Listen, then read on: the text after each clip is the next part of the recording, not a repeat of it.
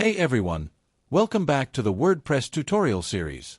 In this video, we're going to focus on a key part of your website's design, installing and customizing a WordPress theme. Whether you want a blog, portfolio, or online store, themes help you achieve the look you want effortlessly. A WordPress theme is like a skin for your site. It changes how everything looks without changing your content. There are thousands of free and premium themes available, each designed for different industries and goals. Today, I'll show you how to find and install one that fits your needs. Now let's walk through the process step by step. I'll show you how to install a free theme directly from the WordPress dashboard, and how to upload one manually if you've downloaded it elsewhere.